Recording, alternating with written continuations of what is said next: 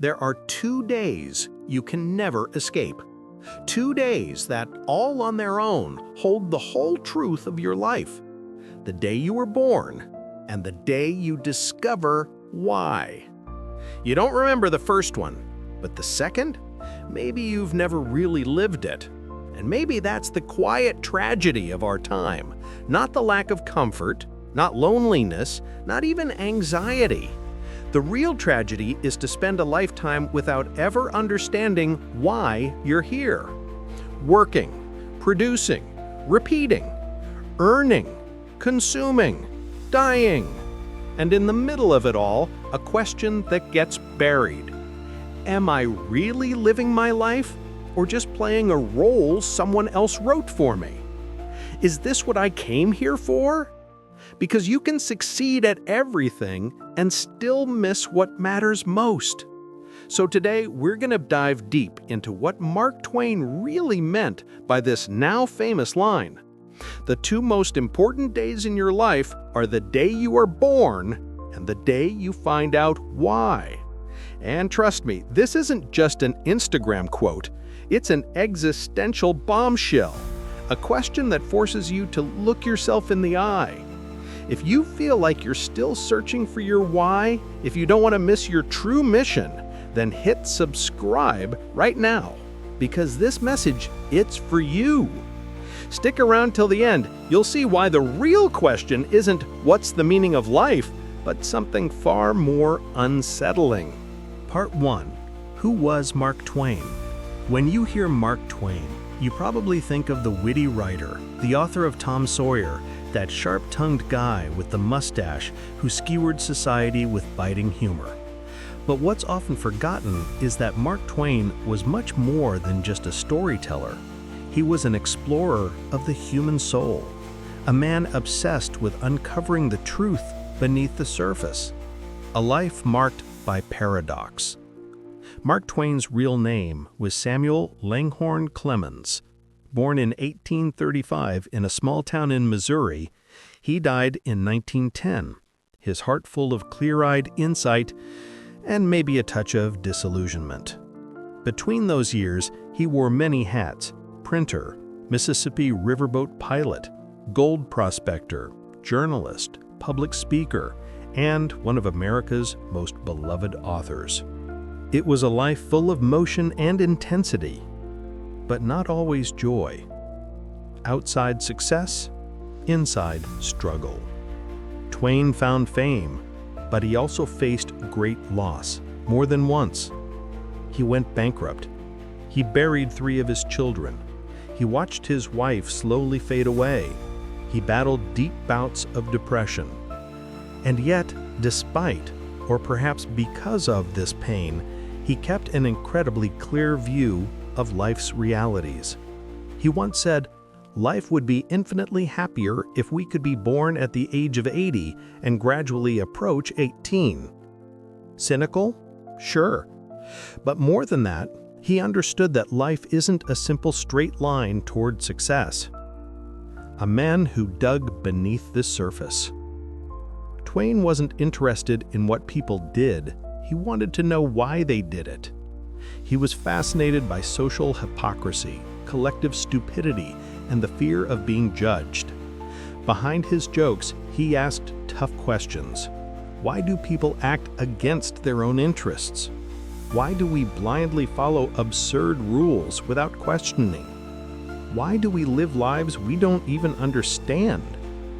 He famously said, "There are 2 types of people, those who get things done and those who take the credit.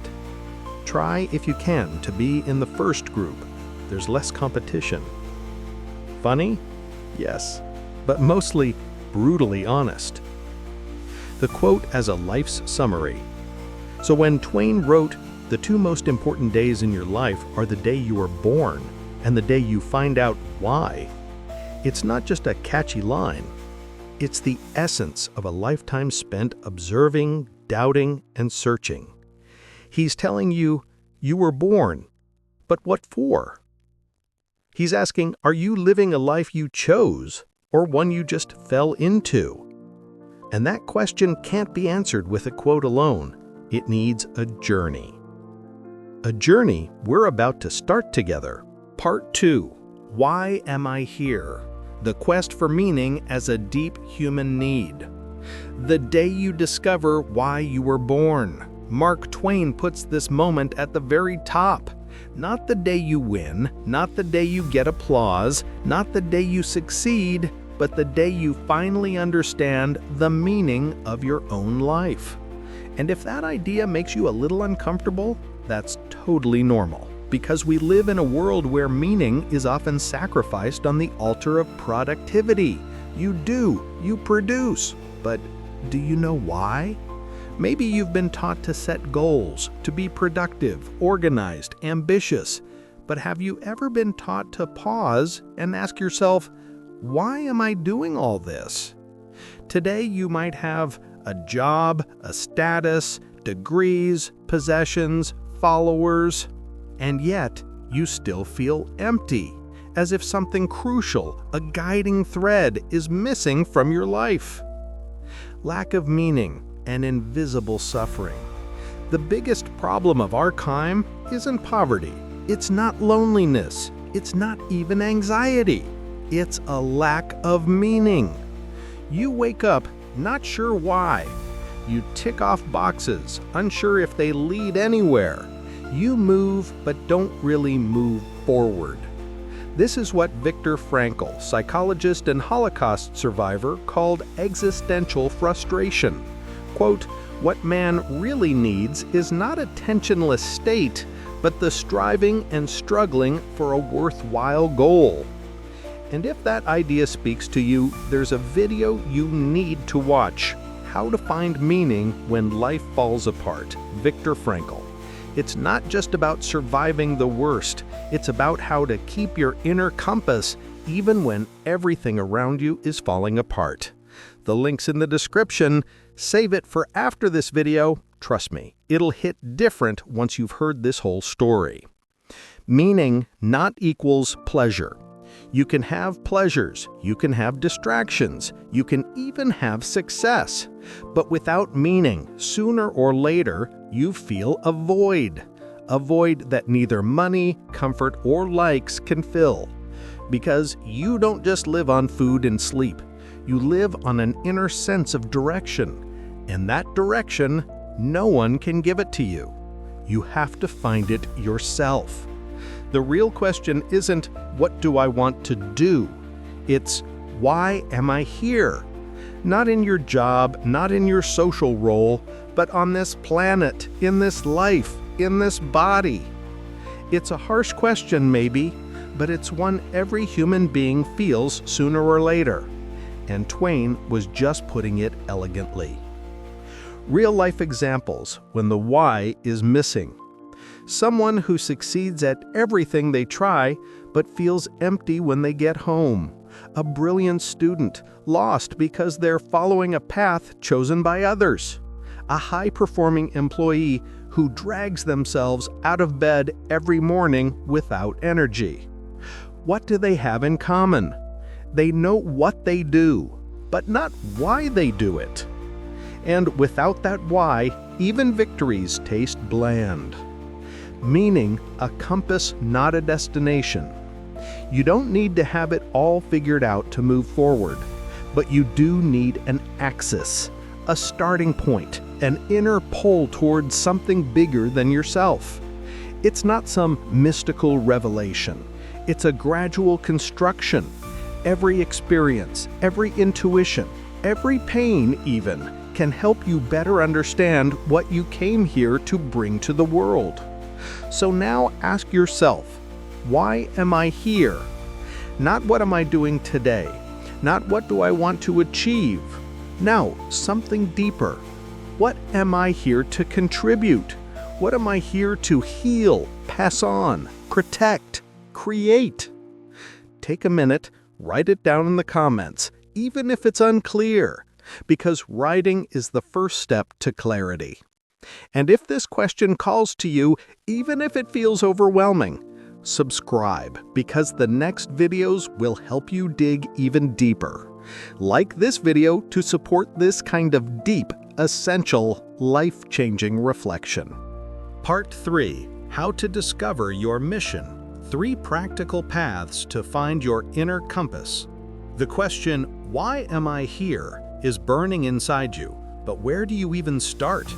Finding your life's mission isn't a magic trick. It's a journey, an active exploration. Here are 3 trusted ways to begin that inner quest. 1. Listen to your true passions. What makes your heart race? What pulls you in so deeply you lose track of time? Not fleeting distractions or casual hobbies, but those activities where you feel truly yourself, where a spark lights up inside. For example, Steve Jobs often said that following his passion was crucial. But passion isn't just about pleasure. It's a deep connection between what you love and what truly matters. Exercise. Write down 3 activities that make you forget time. Then reflect. What do they have in common? What talents or values do they tap into? 2. Identify your natural talents and gifts. Everyone has unique strengths, often intuitive ones. Sometimes we think we need to learn everything before we act, but your natural talents are clues life has already given you. For example, Nelson Mandela used his gift for listening and uniting to heal a divided nation. These gifts aren't random. Exercise. Ask 3 people close to you what they see as your natural talents. Write down their answers and look for patterns. 3. Face your pain and failures. This journey isn't about avoiding struggles.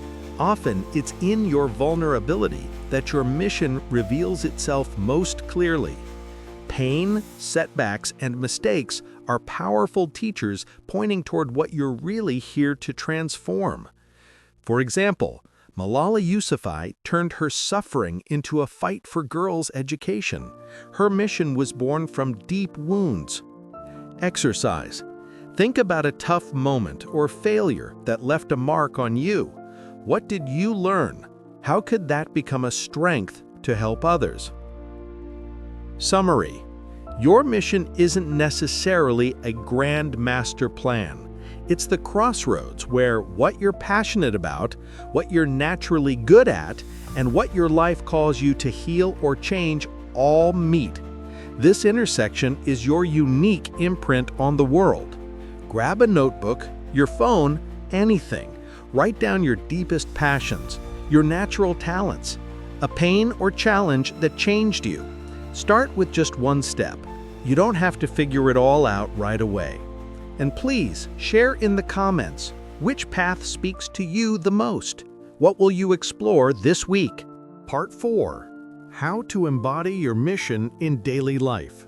Discovering your mission is one thing, but how do you live it day after day when routine, doubt, and distractions come knocking? Your mission can't just stay an abstract idea. It has to become a driving force, reflected in your choices and actions. Here are 4 keys to turn your mission into a living reality. 1. Structure your life around your mission. Living your mission fully shapes your schedule, priorities, and decisions. You don't have to wait for a big, dramatic change. Every small choice matters. Example: Oprah Winfrey built her career by aligning her projects with her deeper vision to bring light and healing. This means routines, habits, and clear decisions. Exercise. What are 3 daily habits you can adjust to be more aligned with your mission? Maybe cut down on social media time to invest more energy in your passion. 2. Cultivate resilience in the face of doubt. Doubt is inevitable. Fear of failure, social pressure, and comparison can shake you. But your mission is also about choosing to keep going anyway. Example: J.K. Rowling faced countless rejections before Harry Potter became a global phenomenon. Her alignment with her mission to tell powerful stories was her strength. Exercise. Identify your most common doubt. Write it down. Then create an affirmation or mantra to remind yourself why your mission matters. 3. Surround yourself with people who inspire and support you. No one succeeds alone. Your mission is also nourished by connections and exchanges. Find communities, mentors, or friends who share your values or encourage you. They're your lifeline in moments of uncertainty. Example: Elon Musk surrounds himself with passionate teams to realize his visionary projects. Your network is a powerful lever. Exercise: list 3 people or groups who can help you move forward. Reach out, even a short message counts. 4. Take action without waiting for perfection. Perfection is a trap that paralyzes. Your mission takes shape through action, even imperfect action. Every small step is an act of courage and faith in yourself. You'll learn, adjust, and grow. Example: Malcolm Gladwell talks about 10,000 hours. Mastery comes with consistent practice, not waiting for the perfect moment. Exercise: pick a simple, doable action to take this week that reflects your mission. Do it, then note how it feels. Conclusion and summary: living your mission is above all a daily practice, a series of conscious choices. It's betting on yourself again and again. And even if the path is sometimes tough, it always carries meaning. If this video resonated with you, I invite you to share in the comments, what action will you take this week to live your mission? What challenge is still holding you back? And don't forget to like, subscribe, and hit the notification bell. Every week, I'll share keys to help you move forward in your quest for meaning. Remember, you were born once, but you can choose to live every day as a discovery, a step toward your true purpose. Conclusion: living your purpose is the greatest revolution. 2 days stand above all others in your life: the day you were born and the day you discover why. Mark Twain's words aren't just a catchy quote, they're a call, a challenge thrown down to every single one of us. To discover why you're here is to start an inner revolution, a rebellion against living on autopilot, against settling for just existing. Your purpose isn't a luxury, it's a vital necessity. It's the light that guides your steps through the darkest doubts and fears. But purpose isn't a fixed destination. It's a journey, a constant quest, a commitment to show up and live what truly matters. You hold an incredible power, the power to choose every day to live intentionally, to make your life a unique masterpiece. So dare to take that leap. Dare to uncover your truth. Dare to live it out fully. Because the real question isn't, why am I here? It's, what are you going to do with that why? If this video stirred something inside you, drop a comment. What's your reason for being today? And if you're still searching, share your doubts and struggles. We're here to grow together. Don't forget to subscribe, like, hit the notification bell to keep walking this path with us, and to share this journey with those who are searching for their own light.